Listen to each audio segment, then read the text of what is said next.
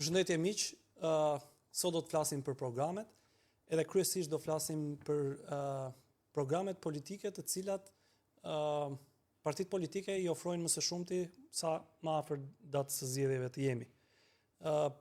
Sot është një ditë me shi, ka një arsye më shumë për të ndodhur, për të gjendur pranë telefonave ose rrjeteve sociale për të dëgjuar çka komunikohet, edhe shpresoj që të keni zgjedhur komunikimin me ne për të kaluar këto minuta.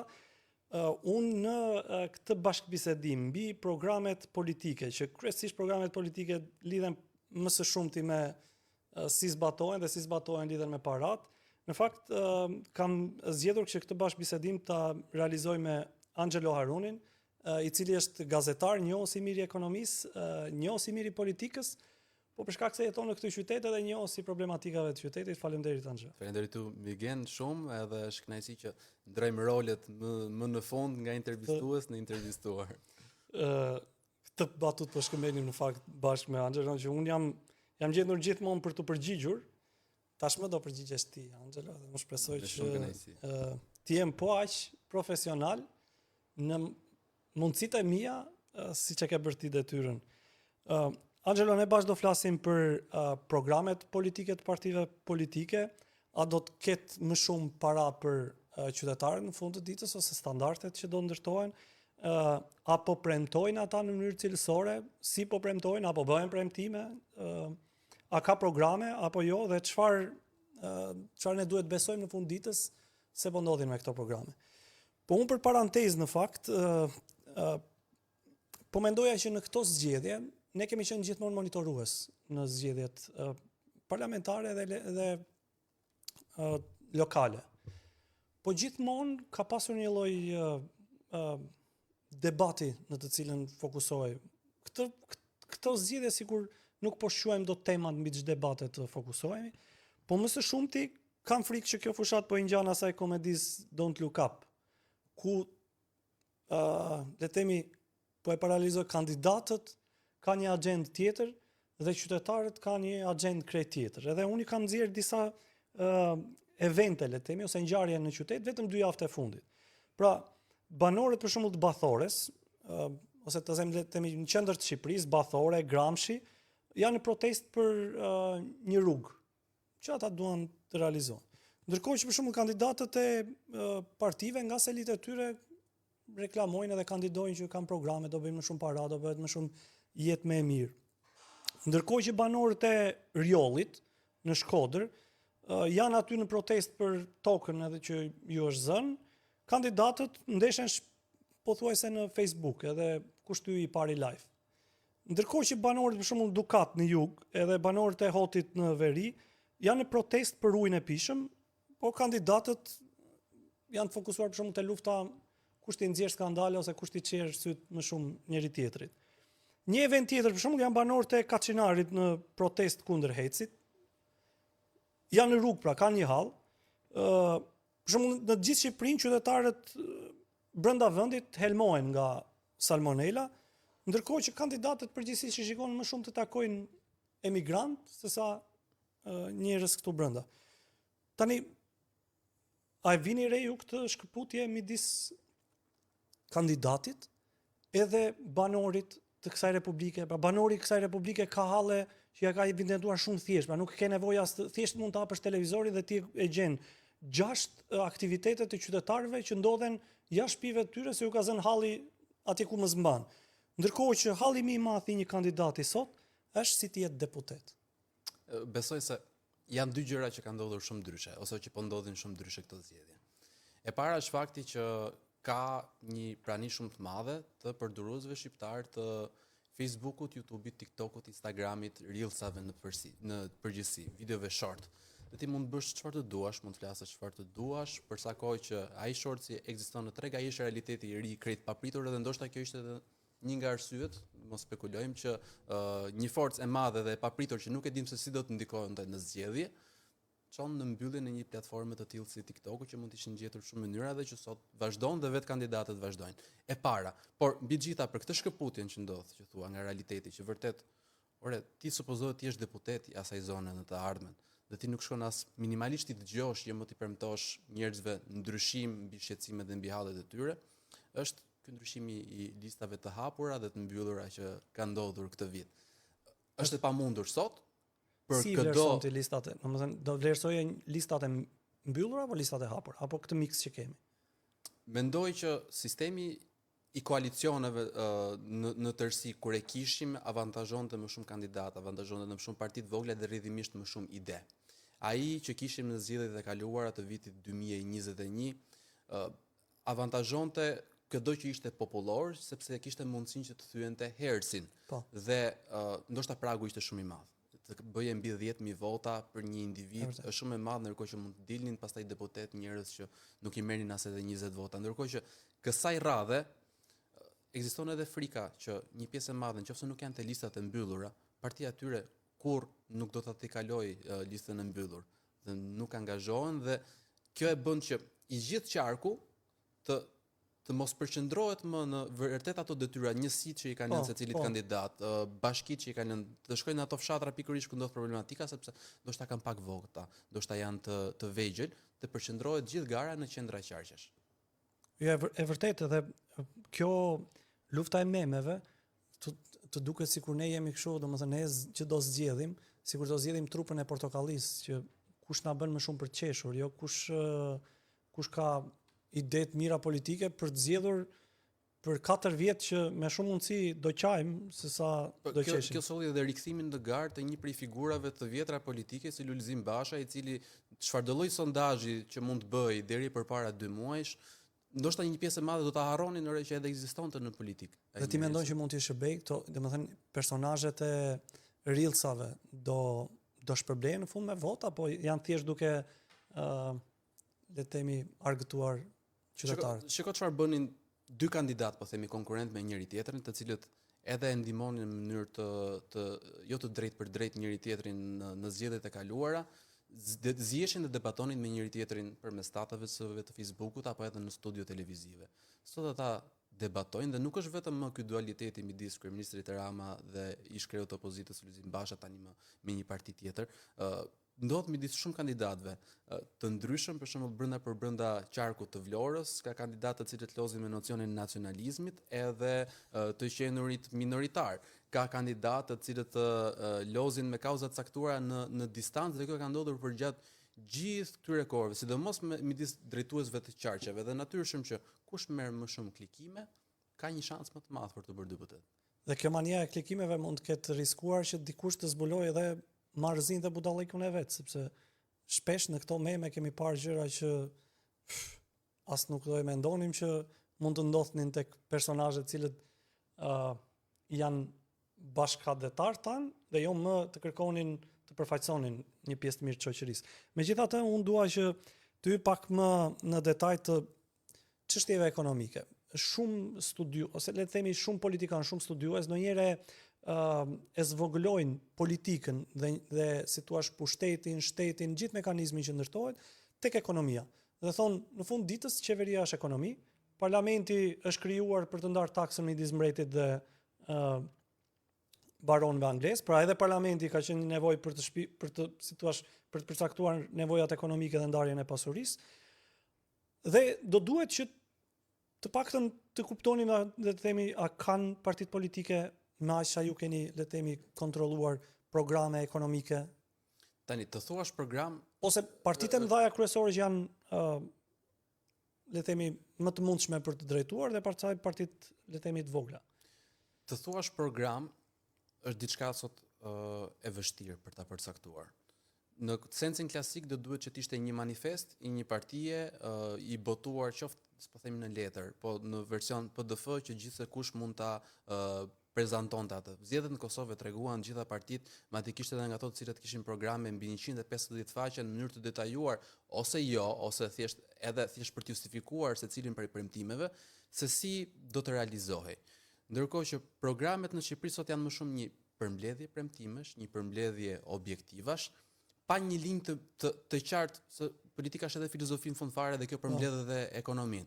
Në 2013 kujtojmë ishte shumë e thjeshtë. Gara ishte midis taksës së sheshtë edhe taksës progresive. Ishin 2 filozofi shumë të mëdha në ekonomi që përplaseshin, edhe njerëzit duhet zgjidhnin. E vërtet. Sot nuk është më diçka e tillë, sot është thjesht kush premton pension 200 apo 210 euro? Kush premton të pag 1200 euro mesatare apo 1000 euro pag? A është më në lojë kjo taksa e sheshtë dhe taksa progresive, domethënë a ka nuancat ndarje midis të majtës dhe djastës në aspektin e taksës, me ç'ke kuptuar ti nga këto Sot praktikisht mund të themi e para që është zhdukur taksa e sheshtë në vendin tonë që në vitin 2013 përpara se ta merrte pushtetin qeveria socialiste, Berisha nën presionin e premtimit për taks progresive vendosi atë që ishte fasha e pataksueshme. Dhe kjo fashë e krijon automatikisht një farë barriere që kush merr më pak nuk taksohet dhe kush merr më shumë do taksohet më shumë dhe nuk mbetet më ai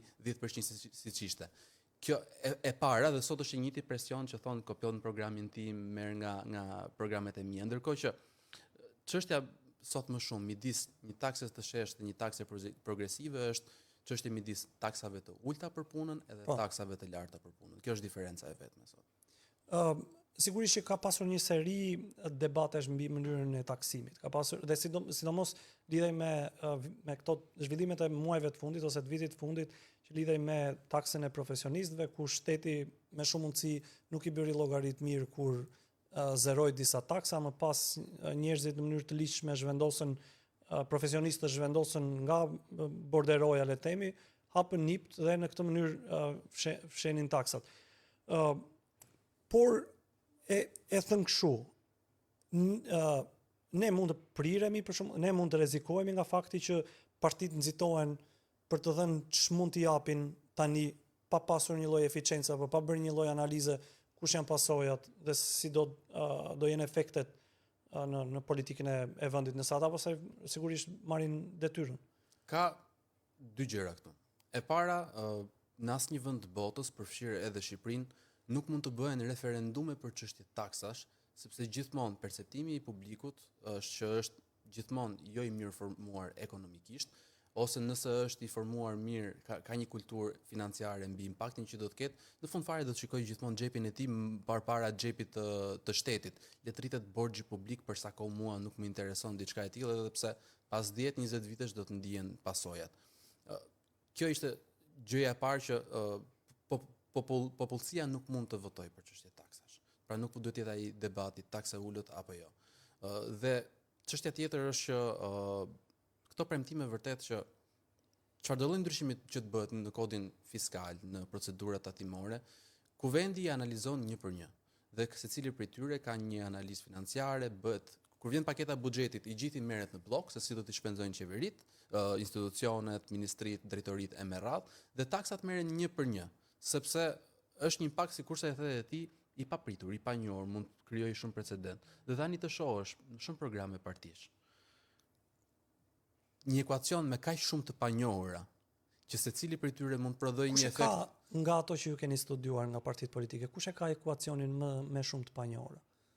Keq më vjen që ta them diçka të tillë, por opozita me krye koalicionin për Shqipërinë madhështore ka një grumbull programesh dhe premtimesh që lidhen me ekonominë dhe jo vetëm, por që kanë kosto ekonomike, që janë hartuar nga njerëz grupe pune shumë të mëdha, ndonjëherë edhe pa u bashkërenduar, dhe për ta sjellë në formën e një programi, nuk janë të menduar, nuk e kanë sot, nuk vinë dalin me një faturë financiare se sa është kjo. Sigurisht që në këtë presion, pastaj ka rremin e marrin edhe të mëdhenjtë, edhe Partia Socialiste pastaj me këto premtimet për të rritur pensionin minimal në 200 euro. Edhe ky është një premtim që vetëm 4 muaj më parë thoshte që nuk e bëjmë dot. Një nga pyetjet e mia. Pra, nëse partitë rendin thon rritje pagash, rritje pensionesh, kjo vjen në logjik, pra ju keni parë në një nga këto programet që këta, le të themi, drejtues të këtyre partive, a i japin qytetarëve të kuptojnë që do i rrisin pagën, po ku do i gjejnë lekët? Sot të rrisësh pensionin, ta çosh në 200 euro që është premtimi të dyja partive, kërkon mesatarisht 240 milion euro në vit. Shtesë, para që do të dalin nga buxheti i shtetit. Nëse këtu përfshim, a i ka mundësinë buxheti arka i shtetit për ta mbuluar këtë? Kjo varet nga prioritetet. Nëse ti je i gatshëm që të heqësh dorë nga të gjitha investimet që do të bëhen, le të themi, në infrastrukturë, në 5 vitet në vijim, ti mund ta përballosh faturën e pensioneve. A jemi në një shtet me standarde të mira infrastrukturore që nuk na mungon më asnjë lloj gjëje dhe nuk kemi për të ndërtuar autostrada nga fillimi, por thjesht riparime që ta zhvendosim këtë lloj fature, apo do të kalojmë pastaj që shteti nuk do të bëjë më asnjë lloj investimi publik, por mund t'i kalojmë me koncesion. Dhe qytetarët do të paguajnë tollin siç ndodh sot në Greqi, thuajse në çfarëdo lloj aksi. Pra edhe këtu është çështje filozofie. Nëse do të thuaj që, okay, jeni të gatshëm që prindrit tanë, gjyshrit tanë, të kenë pensione dhe një jetë dinjitoze, ne ta kalojmë çdo aks me toll, atëherë këtu ja ku që do të thotë, mundsuar. ajo që është për të kuptuar është që po mund të bëhet, po do t'ja hiqim dikujt tjetër. Pra këta nuk janë duke na ofruar programe të cilat thotë për shkak të talentit dhe të inovacionit që ne do aplikojmë në mënyrën e qeverisjes, ne mund të arrijmë të krijojmë lek që ata që s'kan të kenë. Ashtu siç po na i servirin, po thua, është që dikush do ketë duke ja hequr dikujt tjetër. Duke varfëruar një sektor tjetër. Është një zero sum game që konsiderohet që nëse shton një duhet heqësh një. Kjo është çështja e buxhetit, ka efekte pastaj të cilët thonë që për shembull propozimi i Partisë Demokratike për të ulur TVSH-n në 15%. Dikush mund të argumentojë që ajo do të nxjisë konsumin, rrjedhimisht më shumë mirëqenie, rrjedhimisht bizneset do të investojnë më shumë para dhe buxheti do të marrë më shumë pavarësisht se ka një taks më të ulët. Por ky ishte parimi edhe kur socialistët vendosin që të ulnin në të gjitha taksat për biznesin e vogël. A morën ata më shumë mbrapsht, a morën një ekonomi më të formalizuar? Shifrat e tyre tregojnë që sot jo, sepse sërish ka evazion në deklarim pagash, sërish ka evazion nga bizneset, sërish ka një ekonomi informale që sot as nuk mund ta amendsojmë se sa e madhe është në vendin tonë. Ju patët mundësi që të komentoni disa aspekte të programit të Partisë Demokratike, ndërkohë që Partia Socialiste tashmë duke e qeverisur vendin për 3 mandate, por kërkojnë që të vazhdoj mënyrën se si të vazhdoj le të themi qeverisjen. Keni parë ju një lloj reflektimi në programin ekonomik të Partisë Socialiste në kuptimin që ne kemi bërë këtë, do bëjmë sepse programi ishte ndërtuar në formë të tillë, ne do bëjmë këtë, kemi arritur deri këtu dhe duam të shkojmë deri këtu. Aty ku duam të shkojmë, a është një përkulje nga mënyra se si kanë qeverisur apo kemi të bëjmë me të njëjtën ofertë dhe me le të themi një lloj këmbgulje për të thënë që kemi qenë mirë me këtë lloj qasje dhe do vazhdojmë me këtë lloj qasje. Unë dyshoj se ata janë dalur një moment për të reflektuar se vërtet çfarë ka ndodhur përgjatë tyre në mos 3 mandateve, të paktën vetëm në mandatin e fundit. Sepse premtime kujtojmë si paga mesatare 900 euro në Shqipëri për administratën u realizua shumë thjesht, por realizua me rënien e euro, sot do të ishte 750 euro në vend të 900 eurove. Kështu që ishte një politikë e qeverisë. E dyshoj këtë pjesën. Në njëjtaj gjë për premtimet që bëri gjatë prezantimit të programit elektoral të Partisë Socialiste për numrin e shkollave që do të ndërtohen apo numrin e spitaleve që do të ndërtohen. Ka pasur për shembull tek shkollat me që u premtua që çdo bashki qendër do të ketë këtë after school ushqim falas. Është bërë një pilot në shumë shkolla të Tiranës veçanërisht dhe nuk ka vazhduar, nuk e morëm më pas një analizë sepse dështoi diçka e tillë dhe tani pavarësisht se dështoi ne do përpiqemi që ta zgjerojmë si program. Dhe nga këtu mund themi që në momentin që nuk bëhet një analizë e tillë, edhe premtimet e mëpasme janë thjesht një momentum, një vazhdim i momentumit të tyre dhe marrin për të mirëqen faktin që do të jenë vetëm deri në 2029 apo deri në 2030.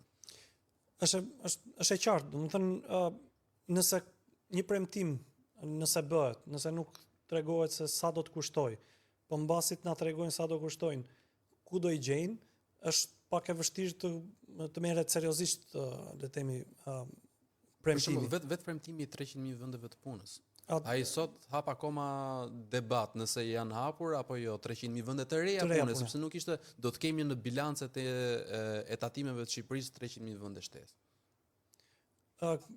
Le të themi kjo ka marrë vite për ta komentuar këtë 300.000 vende pune, por unë do të dalem tek një element sepse ju përmendet rritjen e pagave, edhe rritjen e le të themi standardit të mënyrës se si jetojnë qytetarët në lidhje me mënyrën se si paguhen. Pa bën sens kjo nëse këto partit nuk flasin fjala vjet për inflacionin. Se çfarë kuptimi ka nëse për shembull sot me zhvillimet globale, të gjithë ekonomistët dhe të gjithë ekspertët thonë që jemi përpara një inflacioni. Që do të thotë, nëse ne jemi prapë pa një dallgë inflacioni, edhe ti ma bërë në rrogën mua 1.000 euro, ndërkohë që më arrit 20% rogën, edhe 40% pasaj më rrit çmimin e vezës edhe të miellit, ky a duhet konsiderohet premtim? Domethënë janë duke bërë nder apo janë duke bërë Fjala inflacion si efekt ansor nuk përmendet thuajse asnjëherë. Që do thotë, le të japim një shembull shumë thjesht, që në momentin që u rritën rrogat për mjekët dhe infermierët, të gjitha klubet pranë spitaleve e rritën kafen me 100 lekë. Çfarë do të ndodhte nëse do ta çonim pagën mesatare nga 800 euro në 1000 euro? Automatikisht do të rriten çmimet. Kjo është diçka, ndoshta nuk do të rriten me atë 20% që rriten pagat, sepse nga këto para shtesë, nga ky 200.000 lekë të vjetra shtesë që do të marrësh, diku do të bësh edhe një shërbim që nuk shkonte askush më përpara sepse nuk kishin para. Por do të ketë më shumë konkurrencë te ushqimet e mira, fjala vjen. Do të dynden për të provuar sallame dhe djatra italian për ta bërë më të thjeshtë. Ne si zgjedhës do të kishim një premtim shumë më serioz dhe shumë më të pjekur kur dikush ose një parti do të na shpjegonte se si do frenonte inflacionin. Dhe nuk duhet i trembet faktit që do të ketë një inflacion. Meqë përmendëm zhvillimet. Këtë nuk e bëjmë dot, domethënë ne këtu jemi para një sfide. Pra sot kemi Amerikën që vendos tarifat cilat gjithë domethënë von der Leyen tregon që do kemi një inflacion, në Shtetet e Bashkuara thonë do kemi do durojmë disa rritje çmimesh dhe është duke ndodhur, kështu që ne nuk mund të ta bëjmë si një realitet të panjohur. Problemi është që askush nga partitë politike ne nuk na shpjegon si do t'i përballim këtij inflacioni, sepse ashtu siç ju e tregoni është që me rritjen e rrogës ne i shkaktojmë inflacion tregut apo jo, e kuptova gabim? Jo, është më njëhershëm, por edhe në rastin e tarifave, një personazh kaq kontrovers me një mbështetje kaq popullore sa Donald Trump, sërish pati guximin të ta që po do të ketë inflacion. Po vërtet do të durojmë, por do të krijojmë program sepse Shteti Amerikan do të marrë më shumë para nga këto tarifa që po vendosim. Ajo është ideja në fund fare, të mbledhim më shumë para.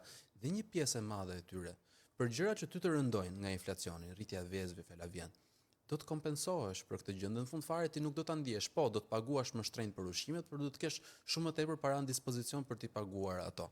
E njëjta gjë nga ana tjetër nuk ndodh, përkundrazi, shkojmë deri në premtime të tilla si ulja e çmimit të energjisë, fshirja e detyrimeve që krijojnë kaq shumë para në duart e njerëzve, saqë është realisht e pamatshme se çfarë impakti mund të ketë 1 miliard apo 2 miliard euro shtesë në tregun e brendshëm shqiptar. Ju e përmendët pak të çështjen e punësimit. A mendoni që partitë politike janë treguar të ndershme në adresimin e mënyrës se si në fakt premtojnë për punësimin? Ne kemi, le të themi, Partinë Socialiste, e cila ka pasur gjithmonë këtë betejën, a e ka arritur targetin e saj, por në këto zgjedhje është e pakuptueshme, nuk ekziston më ky si fenomen, nuk ka folur askush për punësimin. Domethënë, unë sa mbaj mend në memorien time midis fushatave elektorale, kali betejës ishte punësimi. Dhe kali betejës, le të themi, sot mungon dhe këta kanë hyrë pakal në në betejë, kanë nxjerrë vetëm celularin me Reels. Në premtimet për më shumë vende pune, do thoja që thjesht duke krahasuar, ndoshta edhe pak programet, edhe filozofitë, se ndoshta deputetët edhe kandidatët për deputet nuk shprehen për shkak se është e vështirë që ta bëjnë të kuptueshme dhe ta përcjellin drejt tek audienca. PD-ja thotë që duke qenë se do të kemi taksa më të ulta për bizneset, për qytetarët, automatikisht do të kenë më shumë para, më shumë mundësi për investime, më shumë mundësi për të zgjeruar dhe rrjedhimisht më shumë mundësi për punësim. Nga aspekti i mirëfillt logjik, kjo është diçka që bën sens. Nga ana tjetër, Partia Socialiste ka një formë tjetër për të argumentuar 100.000 vende pune që premton. E para 20.000 prej tyre do të jenë nga që njëjta gjë është edhe Partia Demokratike, nga fushat e teknologjisë së informacionit, zonat e lira ekonomike që i premtojnë të dyja partitë, do të vinë kompanitë nga jashtë dhe do të krijojnë vende pune në Shqipëri. Dhe për pjesën tjetër, e vetmja mënyrë se si duket se justifikohet fatura e vendeve të punës shtesë nga PS-ja është që do të japim kredi, do të japim borxhe bizneseve. 250 milion euro janë tani në lojë me skemën por pritet që të shkojnë deri në 2 miliard euro nga çfarë është deklaruar dhe folur në program. Tani të krijosh vende të reja të pune me borxh, sado i ulët që është ai, është sërish shumë e vështirë. Po vitet e fundit thonë për shkak të rënies së euros, edhe për shkak të le të themi mos harxhimit të parave, edhe për shkak të drejtësisë së re që ka trembur, edhe qeveria e ka bërë gjithmonë edhe më të pamundur për të shpenzuar këto buxhetet e investimeve, ka ulur borxhin publik. A janë duke bërë politik me borxhin publik partitë në lojë sot? Borxhi publik shitet si një arritje nga ana e partisë në pushtet, dhe që me shumë drejtësi kurse argumentove dhe ti, ka ardhur kryesisht për shkak të rënies së euros, sepse pothuajse gjysmën e këtij borxhi ne e kishim në valutë të huaj dhe automatikisht nga momenti që është marrë se një pjesë e borxheve daton, mos themi kemi borxh 400 milionë euro vetëm për të bërë tecin e Vlorës nga koha e qeverisë Nano. Sot ai do të vlente nëse kursi do të ishte i atërshëm mbi 60 miliard lek sot, ndërkohë që ai sot vlen nën 40 miliard lek. Rrjedhimisht ja ku fshin 200 milion euro në teori nga i borxhi vjetër. Dhe sa borxh sa herë ka dalë qeveria me eurobond në treg, gjithçka është ke dalë madje më mirë se sa me interese zero. Pra shteti jon sot është më i pasur se sa shteti i tranzicionit. Është më i shëndetshëm. Është më i shëndetshëm financiarisht, ka më shumë mundësi për të pasur hapësira në buxhet dhe lindin edhe këto ide. Po mirë, proporcionalisht, kush është pasuruar më shumë, shteti apo qytetari në këto vite tranzicioni? Mund të themi që qytetari për një arsye shumë thjeshtë, se konformiteti ndaj taksave nuk është rritur. Që do të thotë, pavarësisht se vendosëm kasat fiskale, pastaj ndërmorën procesin e fiskalizimit. Pa njerëzit i fshihen taksës. Po, njerëzit i fshihen taksës. Po si i fshihen taksës njerëzit?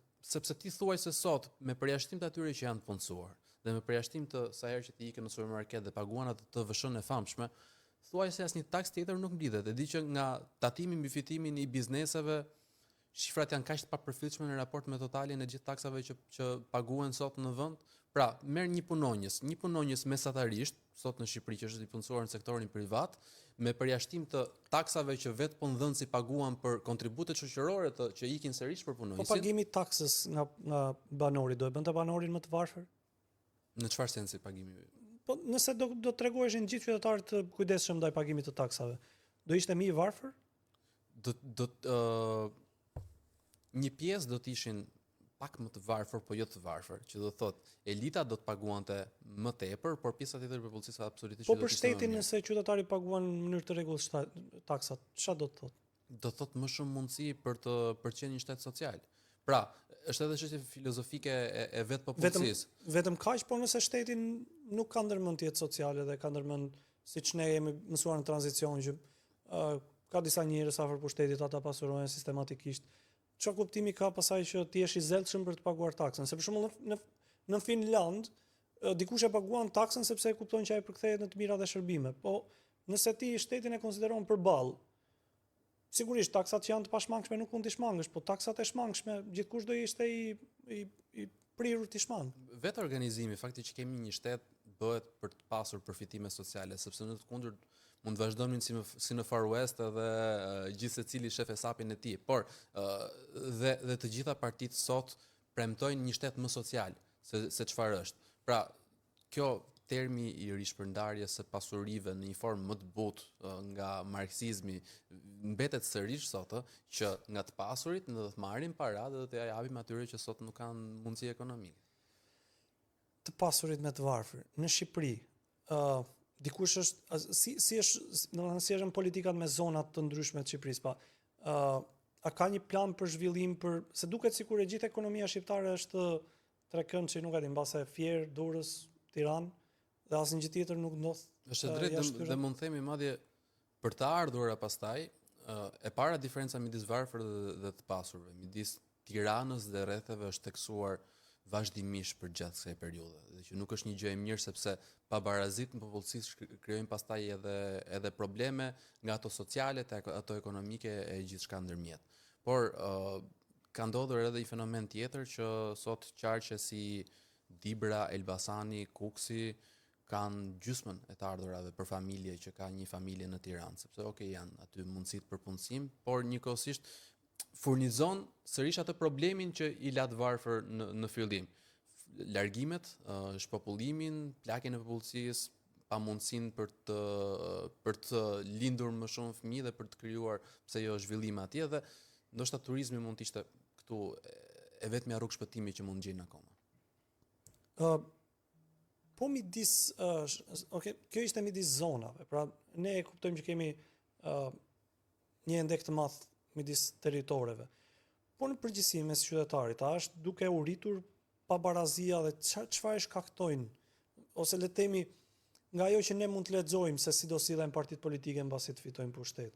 A kanë ata një pozicion të qartë? Të paktën unë nuk e vere, po mbase ti me një lloj njohatje mbi ekonominë mund ta kuptosh. A kemi të bëjmë mbas 11 majit me një thellim të pabarazisë midis shtresave sociale apo diçka janë duke amortizuar? E nisim këtu. Kur unë isha në shkollë, të gjithë fëmijët ishim të varfër. Shumë rrallë mund kishte ndonjë prindër që kishte makinë dhe për këtë arsye, duke qenë se ishim të gjithë buk me djath me vete, çdo pushim, nuk shifnin diferenca dhe nuk ekzistonte, ose të paktën në atë që konceptonin ne terma si bullizmi që janë kaq shumë të theksuara sot. Kjo diferencë sot që një fëmijë ka iPhone-in e fundit edhe një fëmijë nuk ka telefon fare, madje ndoshta edhe prindrit kanë një telefon shumë të vjetër sa për të bërë alo, krijon probleme në shoqëri. Kurse sa i takon pastaj si adresohet kjo te partitë politike, në të dyja rastet, ose në të gjitha alternativat që na jepen sot në tavolinë, do të vazhdojë të thellohet kjo barazi. Është e pashmangshme kur opozitarët vinë me një platformë trickle down economics, që do të thotë nga është politika e Reaganit, e cila dështoi edhe në Shtetet e Bashkuara të Amerikës, ideja e tij ishte që nëse të mëdhenjt, kompanitë e mëdha që tani krejt papritur do kenë më pak taksa, do t'ja përcjellin këtë duke si uji që bie nga dora, do të shpërndaret edhe tek më të varfrit edhe në fund fare të gjithë do të marrin. Jo, thjesht ata rritën depozitat e tyre dhe sot ata shqiptarët të cilët kanë një makinë luksoze do t'i bëjnë 2, të gjithë ata që kanë një vil do ta marrin një vil më të madhe ndoshta në një zonë më ekskluzive dhe ata 70% e shqiptarëve që nuk e përballojnë dot një javë do të bëhen 75% e shqiptarëve. Pra roli i shtetit, le të themi, është i nevojshëm për të kontrolluar mënyrën se si zhvillohet edhe se si akumulojnë, le të themi, qoftë edhe pasurinë disa.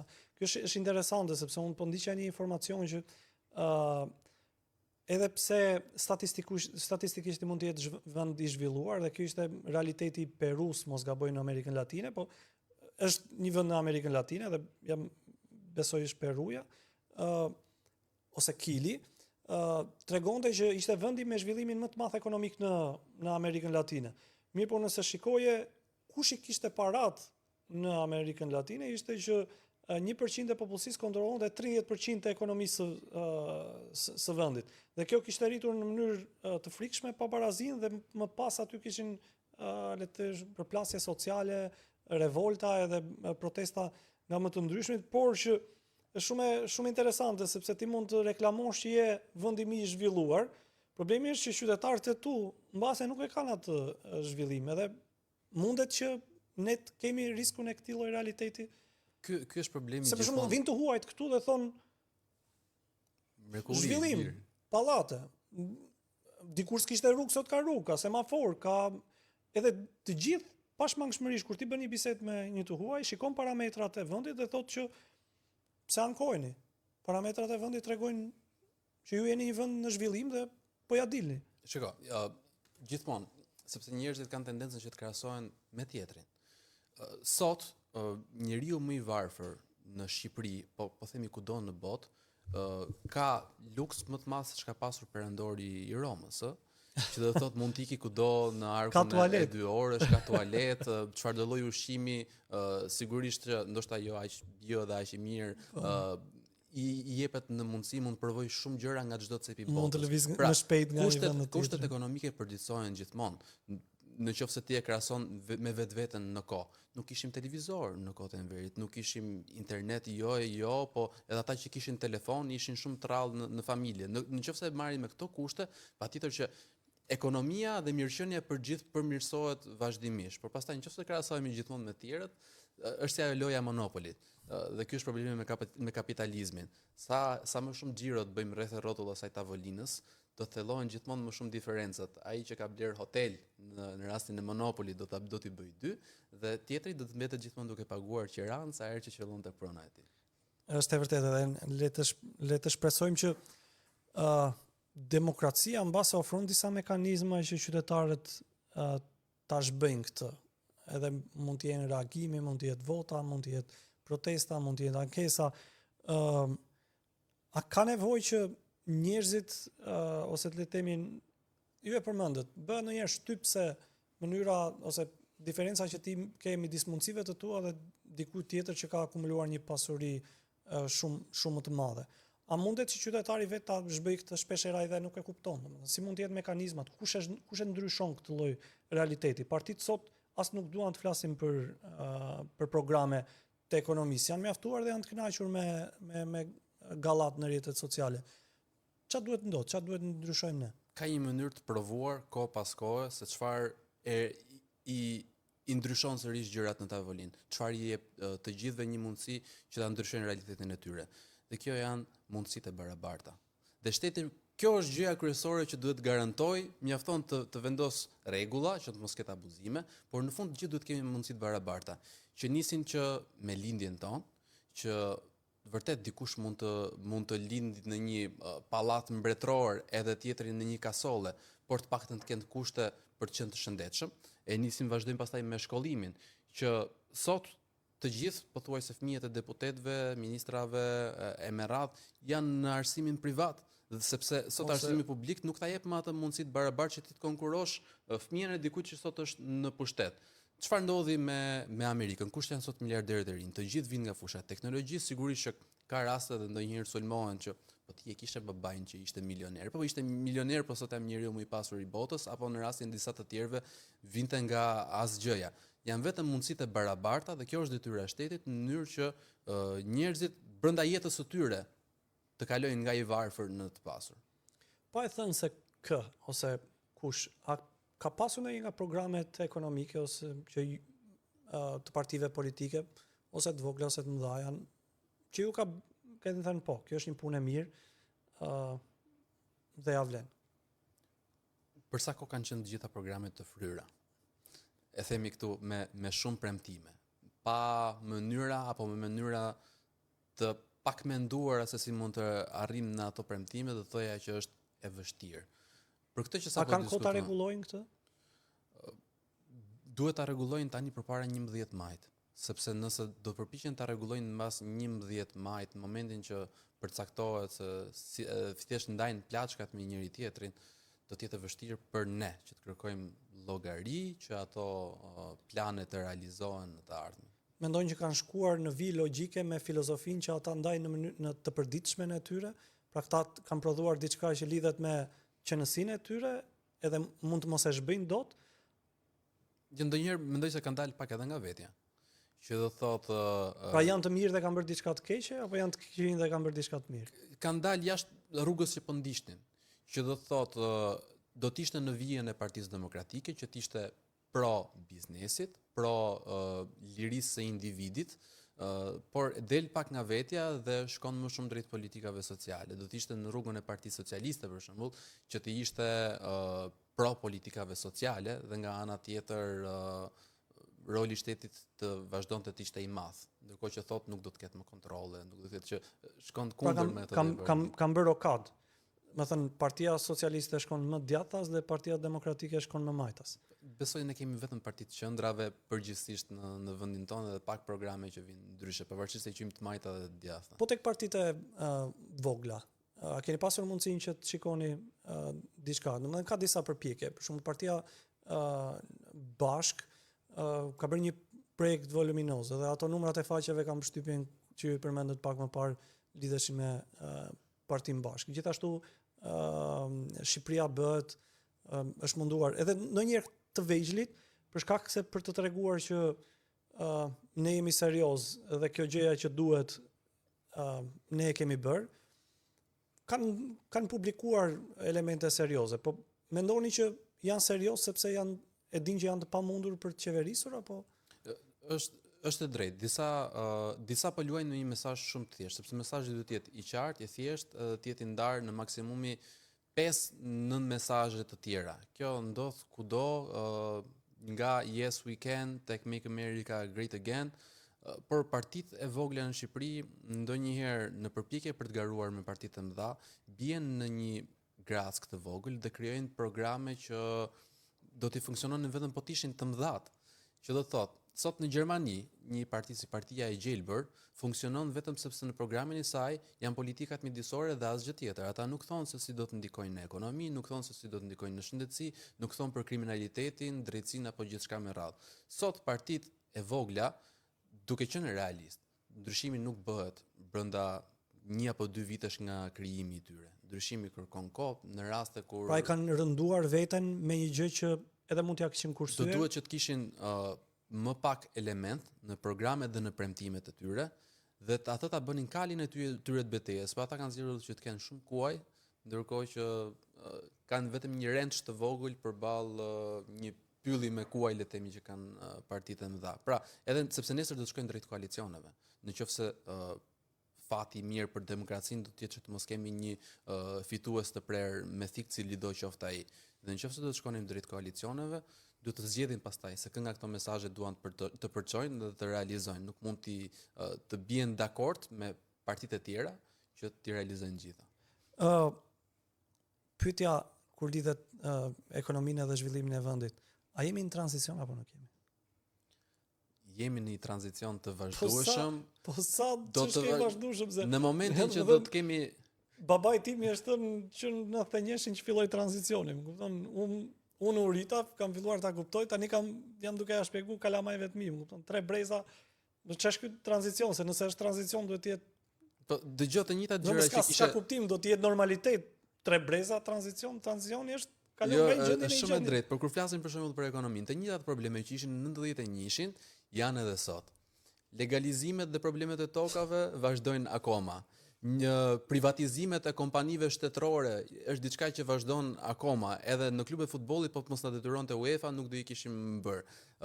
Po ashtu bursa është diçka që sot të mungon, ke norma të larta interesi nëpër banka, je i qëndërzuar në biznes, ke monopolet kanë qenë gjithmonë pjesë e shteteve po themi komuniste, diçka e tillë e cila vazhdon sot në shumë sektorë të ndryshëm. Përsa kohë nuk dalim me këto element kaq të thjesht, ne do të vazhdojmë që të jemi në tranzicion.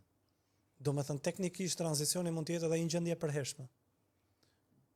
Në disa raste po, shpresoj mos ndodhi edhe me Shqipërinë, edhe pse tani të paktën nga ana ligjore nuk do të jemi më në tranzicion në momentin që integrohemi në Bashkimin Evropian, por praktikisht. Po se këtë hall kam unë. Mos ne nga që kemi kërkesa të larta, duam që gjendjen dhe realitetin ta shpjegojmë me faktin që jemi në tranzicion. Mbase tranzicioni ka përfunduar dhe kjo është, po ne nuk duam ta pranojmë që ky është realiteti ku jemi dhe apo e përdorim tranzicionin si një kështu terapi vetë mbrojtëse për të thënë që ka dhe më mirë mbasi të mbaroj kjo.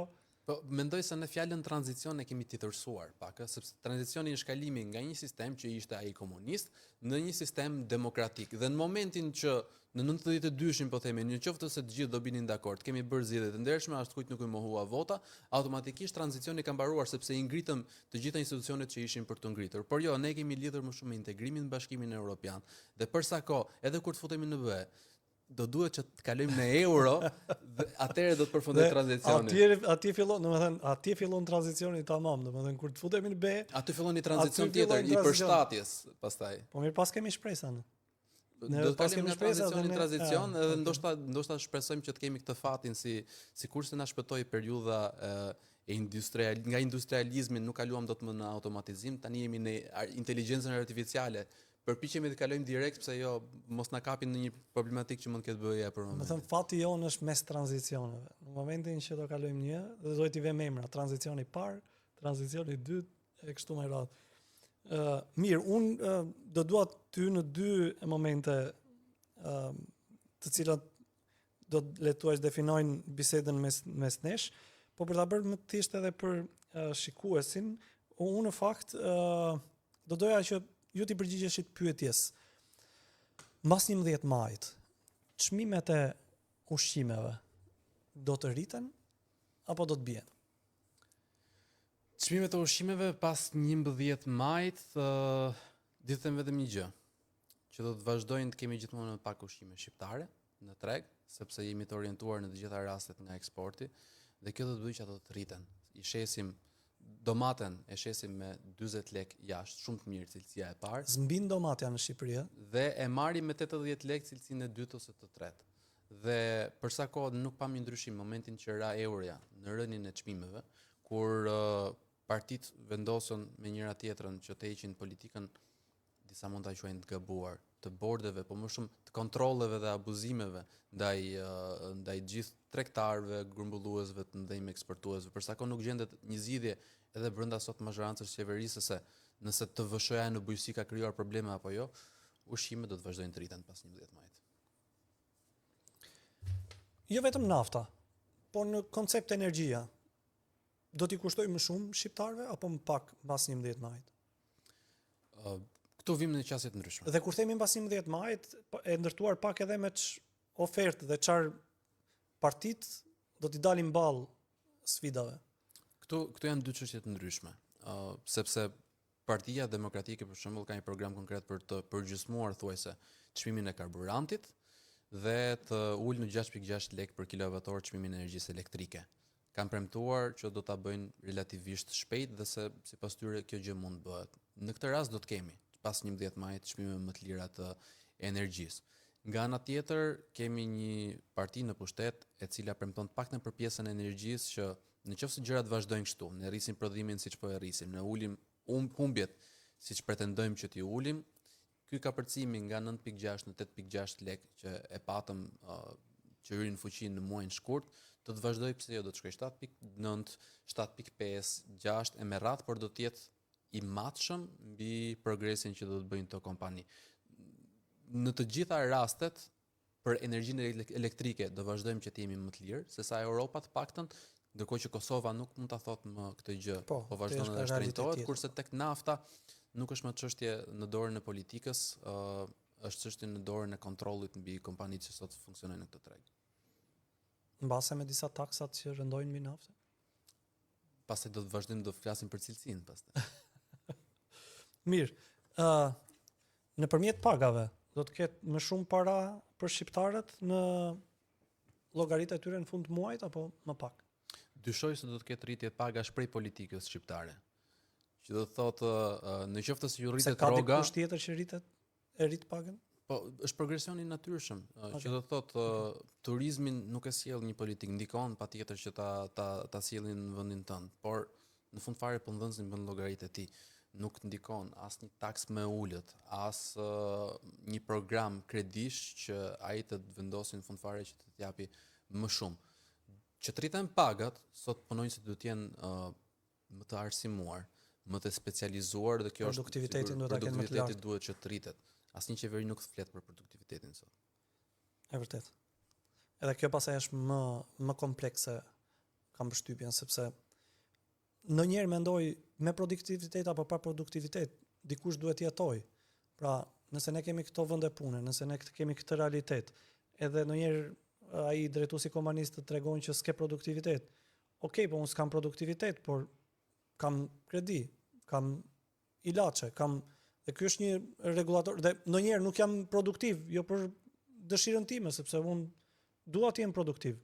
Po në fund ditës askush institucion s'ka qenë aty për të më zhndëruar mua në një mekanizëm produktiv. Pastaj si zgjidhet e gjitha kjo? Ndoshta është edhe problem shkalle. Që do të thotë, nëse në Gjermani një biznes ka një margë fitimi 5-6% në vit, do të jetë jashtëzakonisht i kënaqur.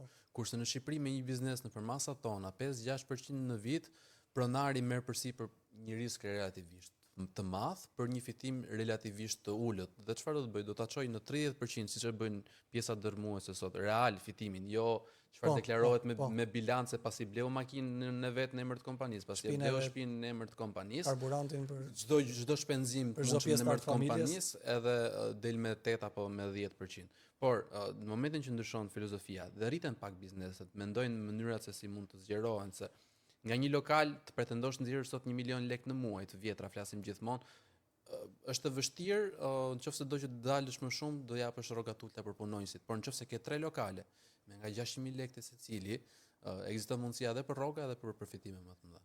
Kam përshtypjen që këtë realitet e përkulin kompanitë e mëdha, edhe korporatat. Është pak e vështirë të përkulet në mënyrë, domethënë nëpërmjet biznesit të vogël dhe iniciativave të vogla të njerëzve. Sepse vim nga një histori vetëm 30 vjeçare, kujtëm, në botën e kompanive të mëdha në vendin tonë. Ato nuk kanë sot kapital mjaftueshëm për të konkuruar jashtë, sikurse bëjnë shumë kompani të tjera. Pra, në qoftë se sot një kompani greke dëshiron të vijë bëjë një projekt të madh energjetik apo rrugësh në Shqipëri, mund dalin në bursë apo thjesht përmes kapitalit që ka si kompani mund ta realizojë atë. Një kompani shqiptare do të duhen vite të vazhdoj me këtë mënyrë, me pagat të ulta për punonjësit, duke ngrënë pak sakte janë ndoshta edhe tek cilësia që të dalë nesër për shembull në tregjet kroate, maqedonëse, kosovare siç po shohim. Po duke bërë pak orakullin. Shqipëria mbas tarifave të Shteteve të Bashkuara ishte vendi në Europë që kishte taksën më të ulët. A mendon që kjo mund të jetë një incentiv për bizneset rreth e rrotull e Europës? Për shembull, Serbia ka 36% me Amerikën, mbase bizneset serbe leverdistë prodhojnë nga Shqipëria për tregun amerikan.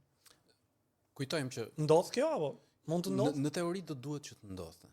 Por duhet që të shtyhet gjithmonë nga politika në mënyrë që të kapet ajo mundësia. Do ta çosh si fëmijë e vogël, përdore që ta bësh. Mund ta kap këtë realitet politika. Duke marrë shembullin kur Kosova vendosi tarifin 100% ndaj produkteve serbe dhe bosnjake, nuk ndodhi që një kompani shqiptare të çonte më shumë çokollata, biskota, gjëra që importoheshin nga Serbia. Përkundërzi, e shfrytëzoi Maqedonia e Veriut që rriti menjëherë subvencionet e bujqësisë që ta kapte tregun kosovar. Shfrytëzoi Slovenia që menjëherë vuri në funksion gjithë rrjetin e transportit që të kapte. Ne, në qoftë se sot thjesht presim që amerikanët na gjejnë në LinkedIn, nëse kanë faqe kompanitë shqiptare apo në Facebook, dhe thonë ore shiko se këta serbët e kanë me 37%, ju e keni me 10%. Nuk është diçka që ndodhi. Është dashuria për gjumin që ne e kemi si duket pashmangshme. Këtu te shtëpia ime. Banesat. Edhe kjo le të themi dëshira deri diku kulturore për të veshur me një stre. Edhe strejat janë bërë shumë të shtrenjta. Në pas 11 majit do të bëhet me shtrenjtë blerja në shtëpi apo me lirë? Duke parë ritmin e lejeve të ndërtimit, duke parë faktin që tani po bëhet e dukshme që një ndërtues thotë sikur i ka shitur të gjitha dhe vazhdon ndërkohë nxjerr çdo muaj që ka akoma të lira aty ku do duhet që të kishin përfunduar prej kohës sepse ka hapur gropën e 10 diku tjetër, tregojnë që ka një ngadalësime. Tregojnë edhe shifrat e kadastrës, nga 28.000 shkojmë në 21.000 prona të shitura në vit. Është një ngadalësim i tregut që tregon që nuk do të ketë këtë vrull të rritjes së çmimeve sepse duhet spari të bëhet e përballueshme që ta blejmë dhe po bëj shumë e papërballueshme. Sot ose nëse merri një kredi për shtëpinë 2024 të shkonte një pag minimal, një pag mesatare, thjesht kredia për një çift, praktikisht një rrok do duhet që t'ia linin në bankas. Por nga ana tjetër, dhe këtu shpresoj që paralelisht me çfarë do them të rriten edhe rrogat. Në Bashkimin Evropian, në Serbi, në Maqedoni, në Kosovë, pronat vazhdojnë edhe rriten. Në qoftë se sot për shembull një pronë në Bregdet në Shqipëri e gjen akoma me 1.800, 2.000, 2.400 euro. Thjesht në Maltezi që nuk është shumë herë më i zhvilluar se sa ne nga pikpamja ekonomike, pa 4 është vështirë. Që fatkeqësisht do të vazhdojnë që të rriten.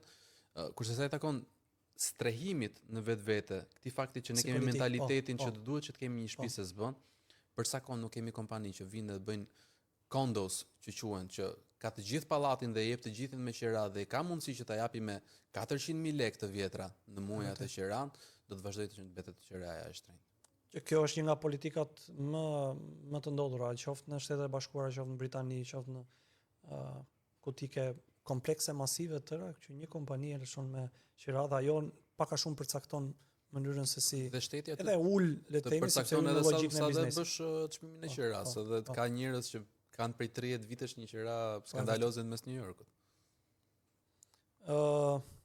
E fundit. Shteti, kryeministri do jetë më i pasur apo më i varfër? Kryeministri në vetvete, kushdo qoftë, do të jetë më i pasur pas 11 majit, por si qeveri këtu e lindin diferenca. Se do jetë më i pasur?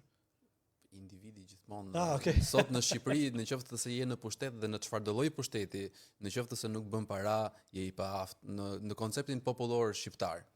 Pritet nëse ti bëhesh drejtor që ti të vendosësh para në një anë edhe pse supozohet të kesh ndoshta një pag më të ulët se sa sektori privat prej nga vjen. Kurse këtu është ndryshimi i madh filozofik midis shumë prej partive.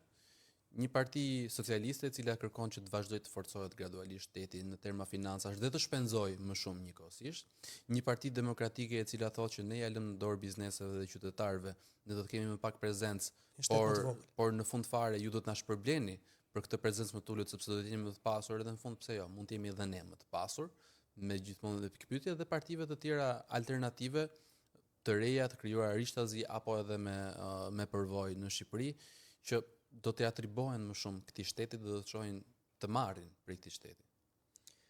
Në qasjen tuaj, shqiptarët, ata të cilët kanë drejtuar, se kryesisht mbase bijem dakord që institucionet janë ato të cilët e lëvizin ekonominë e një vendi dhe zhvendosin realitetin financiar të një vendit. Ne nuk kemi ditur, nuk duam për të bërë le të themi një shtet më të mirë, më të begat, sepse përgjithsisht kur je i fundit në për tabela, është shumë e lehtë për të marrë mekanizma ngritje. Dhe ty nuk të duhet të bësh ndonjë inovacion për të dalë nga gjendja. Mjafton të marrësh mekanizma dhe praktikat e mira. Në këtë rast, ne nuk kemi dashur, ose institucionet ose drejtuesit nuk kanë dashur ta bëjnë vendin le të themi më të pasur, apo nuk kanë ditur. Nuk ka qenë kurrë çështje diturish, ka qenë gjithmonë çështje dëshire. Kemi raste për shembull te premtimi ujë 24 orë. Ka ujësjellësa që kanë realizuar, ka ujësjellësa të cilët janë super të shëndetshëm sot dhe të tjerët nuk kopjojnë modelet e tyre, por duan të bëjnë me kokën e tyre. Kur zëvendësohet drejtori i një institucioni, gjëja e parë që bën është heq të gjithë stafin e vjetër të brendshëm të ish drejtorit dhe ndryshon totalisht politikat pavarësisht nëse bëhet apo nuk bëhet analizë nëse ishin të mira apo nuk ishin të mira. Mund të marrim për çfarë do lloj sektori, le të duam, çfarë ka funksionuar në vende të ndryshme, sikurse bëm me ligjin në fillim kur hartuam, me kushtetutën kur hartuam, morëm pak më të mirat nga Europa, nga Italia, nga Franca, nga Amerika, kudo. Këtë gjë mund ta bëje. Ka funksionuar bujësia në Kosovë, le të marrim të njëjtin model. Sot po ndodh më pak, po gjithmonë duke e shqiptarizuar çfarë do lloj versioni të skemës së sigurimeve turke në bujësi apo të një banke zhvillimi në Itali, gjithmonë duke e shqiptarizuar dhe vënë elemente. Pa përfundimi është që nuk kanë dashur. Sepse kemi dashur që atë lloj suksesi ta quajmë vetëm merit tonën, vetëm merit të titullarit, vetëm merit të drejtuesit, sesa të pranojë që po mora një mbështetje dhe realizova për të gjithë. Mirë. Vim në le të themi këtë fashën e fundit të bisedës bashk, edhe me të gjithë miqt, kemi dashur që t'i bëjmë pyetje mbi perceptimin e tyre mbi liderët politikë të cilët marrin pjesë në këto zgjedhje. Sepse mendojmë që le të themi personazhet me integritet që ne bashkë bisedojmë, mbase mund të ndihmojnë edhe bashkëqytetarët e tyre dhe sigurisht që ne pretendojmë që janë edhe rol model në hapësirën ku jetojmë, kështu që do ishte me interes për ne të kuptonim se cili është mbase me një fjali ose si e çmon ti të nevojshme për të përshkruar personazhet politike të cilët do t'i paraqes. Dhe i pari është kryeministri i vendit Edi Rama.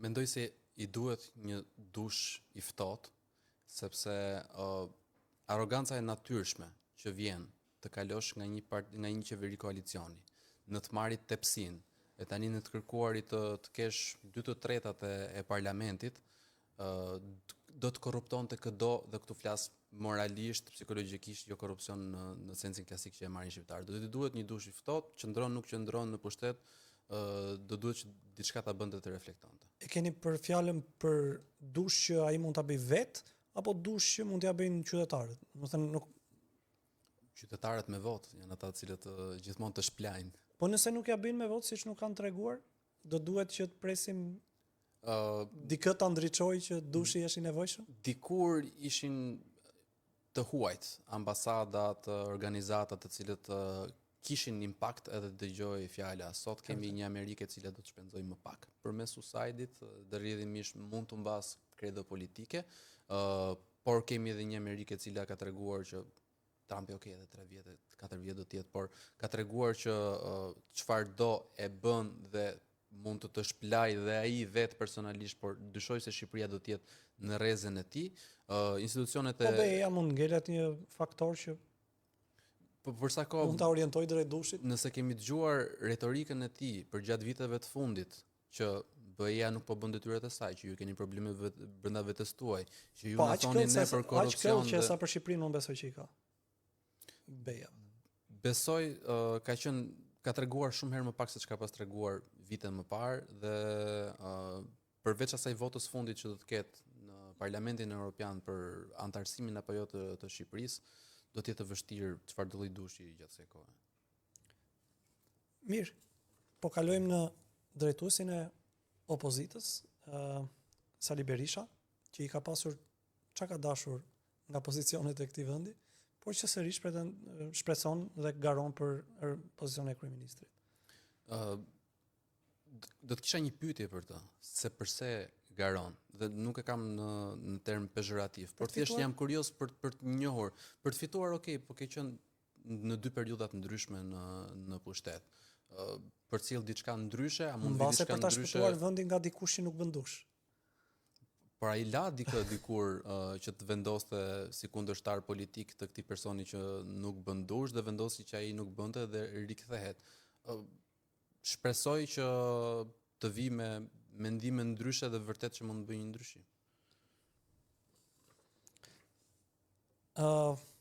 Ish drejtuesi i Partisë Demokratike, tashmë është me koalicionin Euroatlantik dhe kërkon të marrë votat e shqiptarëve.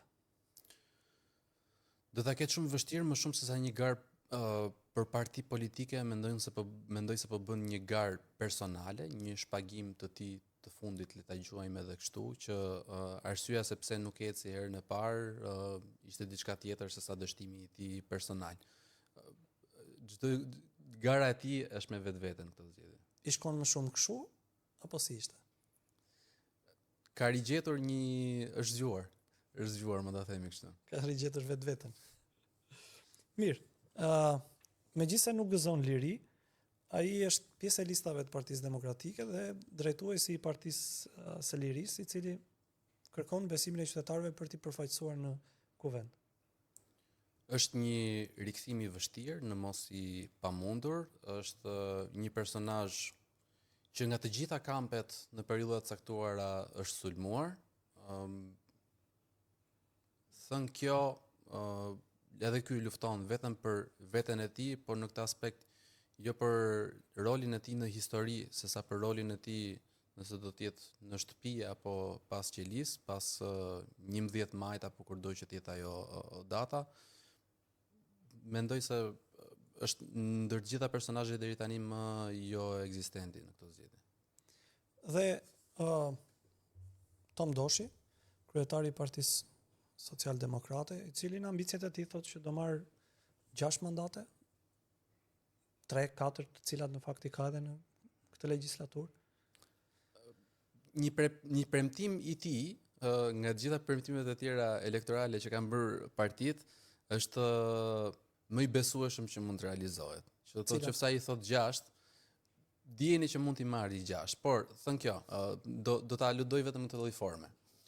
Në qoftë se partitë kanë tani më muaj që shpenzojnë miliona para, krahas atyre çfarë deklarojnë zyrtarisht në KQZ, por edhe çfarë shpenzojnë vetë kandidatët. Hedhin 1 milion euro për të kapur 100.000 vota. Raporti i parasë shpenzuar me votat e fituara në rastin e Tom Doshit është shumë më eficient, është shumë më produktiv në këtë rast. Se si realizohet pastaj kjo, gjithsecili ka një opinion. Shiko, zyrat e tij përkojnë me zyrat e mikrokredive. Që do të thotë nëse mikrokrediti gjen aty ku janë njerëzit më të varfër, më vulnerabël, aty i kanë degët, të njëjtat gjëra mund të themi edhe për zyrat elektorale të partisë tij. E qartë. Dhe po hym tek fasha e partive të reja, po edhe disa parti që relativisht janë të reja në krahasim me lideri Shqipëria bëhet Adriatik Klapaj.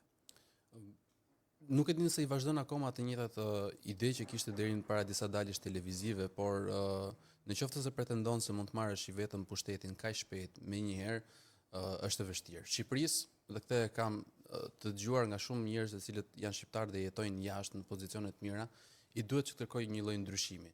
Jo domosdoshmërisht, sikurse edhe kur ndahesh nga një marrëdhënie, jo menjëherë nga një marrëdhënie e keqe, jo menjëherë personi që do të lidhesh më pas do të jetë më i miri. Por të paktën është një hap i radhës që të kërkosh një më të mirë edhe një më të mirë. Nëse zoti Lapaj garon në këtë zgjedhje për të qenë kryeministër, nuk ta bën mirë neve. Nëse të garon në këtë zgjedhje për të qenë një alternativë në të ardhmen apo për të na dhënë mundësinë për të pasur një alternativë tjetër në të ardhmen, do të bënte shumë mirë. Një nga personazhet të cilat janë, e them shpesh, është popullor, po populariteti i tij nuk është në proporcion të drejtë me votat që ai merr. Është Dasha Mirshej. Është i klikueshëm, mund të themi edhe këtë gjë, krahas popularitetit. Sigurisht që gjithë pesha e tij elektorale mbështetet mbi votat që mund të marrin në Tiranë, sepse krahas populariteti në Shqipëri vështirë përkthehet në vota. Njerëz karizmatik ndonjëherë nuk ja dalin, kujtojmë garën e Spartak Ngjeles, ashtu që mund ta krahasojmë pothuajse në të njëjtin lloj profili për nga pëlqyeshmëria. Do të kishte qenë do të jetë ndoshta këtu, le ta themi kështu. Do të jetë partneri në koalicion, sepse do të kemi një qeveri koalicioni më interesant dhe më i drejtë. Agron Shejaj, i cili ka dalë nga, le të themi, radhët e Partisë Demokratike, nga një betejë cvilitëse ku e la Partinë Demokratike pa shumë nga, le të themi, më të mirët e saj, por gjithsesi ai garon me logon e Mundësia, partisë që ai drejton tashmë. Zoti Sheja e ka të vështirë që të na shpjegoj sepse është ndryshe nga partitë e tjera, sepse është ndryshe nga Partia Demokratike, ku vetëm pak kohë më parë ai tentoi të garonte për kryetar të asaj partie. Ka një fushat të cilët duket që paragëtohet shumë, duke e bërë, i pëlqen fakti që vendoset si një faktor politik, por mendoj se është në termat e rritjes politike është e pamaturuar akoma kjo dalje e tij, ndoshta vite më vonë do t'i shërbente më shumë. Endri Shabani, pjesë e koalicionit me Adriatikun, por le të themi edhe një nga aktivistët e vjetër të shoqërisë civile. Gjithë ndoshta parimi i Nismës Turi dhe i zotit Shabani është që ne jemi ndryshe, që do t'i bëjmë gjërat ndryshe, që nuk jemi më të mirët, por nuk jemi kaq sinj sa këta të tjerët. Mendoj se është pak fëminore të mendosh që fenomene si korrupsioni, si abuzimet, si pushteti që në vetvete të korrupton mund të zgjidhen qoftë edhe me një grup për 140 njerëzish të mirë. Besoj se duhet na shpjegoj më shumë se si mund t'i rrëzoj këto fenomene. Arlind Qori, mbase një nga partitë politike e cila është qartësisht e pozicionuar. Mirë majtas, edhe krenar për atë që janë. Është në fakt partia e vetme që ndjek një vijë ideologjike. Në të gjithë partitë e tjera sot në zgjedhje e dim fare qartë që ka profilin e një partie që mund ta gjesh në Itali, mund ta gjesh në Francë, mund ta gjesh kudo. Mendoj që objektivat dhe programi mund vi pak ekstremist dhe do kisha dashur ta shifja një debat, pse jo, edhe ekonomik për gjitha ato propozimet që ai bën, që në shumë raste janë treguar edhe në të kaluarën që nuk funksionojnë, kanë dështuar. Ne kemi ardhur në fund të bisedës, po edhe një pyetje të fundit për shkak edhe të asaj që ju përmendët në mbyllje, po edhe për shkak të natyrës në të cilën ju punoni, edhe le të themi debati. Për çështjet e ekonomisë, ne mund të na mungojnë sigurisht, ose i kemi të vakta këto materiale që janë programet pak mund t'i kuptojmë, dhe le të themi forma më e mirë nga ku qytetarët informohen mbi vizionin e politikanëve dhe asaj çka pretendojnë për të ardhmen, del nga debati midis tyre. Si e shikoni këtë klimën e munguar të politikës për të debatuar mbi alternativat që ata kanë, dhe për pasojë na jep një varfëri të madhe ne, të cilët edhe nëse duam, edhe nëse e lexojmë, mbase pak mund të kuptojmë nga këto plane ekonomike në vend. Debati zyrtarisht në vendin tonë mungon, besoj që nga dalja e fundit e përbashkët e Nanos edhe Berishës, në terma klasik të një debati politik. Në termat programeve dhe debateve mbi platformat që lidhen me ekonominë dhe se si ndodh, nuk ndodh besoj sot as në vende të tjera të botës. Gjithmonë jepet ai objektive dhe ç'kena e lër neve se do ta bëjmë. Kjo ndodh në Amerikë, ndodh në Gjermani, ndodh Francë dhe kudo. Që nuk besoj se do ta shuanim ndonjëherë atë lloj kurieshte dhe këto janë të gjitha pyetje që mbeten pa përgjigje dhe i ngelet në dorë qytetarëve vetë që t'i japin zgjidhje. Nëse vjen çfarëdo lloj kandidati dhe thotë që do ta bëjmë rrugën, çka ta shtrojmë rrugën e fshatit, mendo edhe sa fshatra të tjerë e ka thënë këtë gjë. Mendo sikur ta bëje ti vetë me paratë tua sa do të shkonte kjo rruga, shtoj 3 fish, sepse e dim se si shkon në fund fare procesi i kostove buxhetimeve, tenderimeve edhe me radhë dhe mendo që vërtet do të angazhoj ai kaq para për votat e mia, ndërkohë që thjesht mund të më jepte atë 100.000 lekë në fund. Mua më pëlqeu mbyllja, sepse ti na tregon ne që nga deti, domethënë duhet ta çojmë veten në mes të detit edhe pasaj të dalim vetë nga deti. Kështu që kam përshtypjen që kjo është është formë edhe është mbase me garantuara në kuptimin që ta pyesim veten se si është sjell, se sa kushton. Pra e vetmja mënyrë për t'ia dalë është që ne të show up, të dukemi edhe të fillojmë të angazhohemi vetë. Dhe mua më pëlqen edhe si mesazh edhe ndonjëherë rezonon edhe me atë çka ne mundohemi të flasim shpeshherë dhe me ekipin e qendresës me qytetarët që parti politike ka plot, parti politike do ketë aty gjithmonë, politikan të këqij ose të mirë do ketë aty gjithmonë, po ajo që i ka munguar realitetit shqiptar është qytetarë të cilët janë le të themi po e bëj kështu gangster në raport me politikanin, që e pyesin, i kërkojnë llogari, i bëjnë sapet mirë edhe t'i japin si thon asaj fjalës popullore, ujë në biç të lugës. Kështu që të shpresojmë që qytetarët do e bëjnë dhe unë ishte kënaqësi që të kisha dhe kam shjuar shumë këtë bisedë me ju. Gjithashtu dhe ju përgëzoj shumë për gjithë punën që bëni si qendresë qytetare. Është gjithmonë kënaqësi të flasësh mbi të gjitha, tani edhe në rolin gjithmonë kur jam të intervistuesit me njerëz të cilët japin gjithmonë opinione të pakushtëzuar nga çfarëdo lloj bindje edhe kur del ndonjëherë kundër interesit personal që gjithse kush prej nesh mund të ketë dhe të jep realisht një mendim dhe fjalë që vlen për këtë. Kështu që ju falenderoj shumë realisht për atë punën që bënin vazhdimsi. Shumë faleminderit për fjalët edhe ne e vlerësojmë. Miq, ne do shihemi në komunikimin e radhës, po ajo që është e rëndësishme të mbet për ju nga ky diskutim është bëjeni mirë dhe bëjeni vetë. Është e vetmja mënyrë për të mbajtur përgjegjës ata të cilët do të çojmë në parlament mbas 11 majit. Faleminderit dhe shihemi në diskutimet e radhës.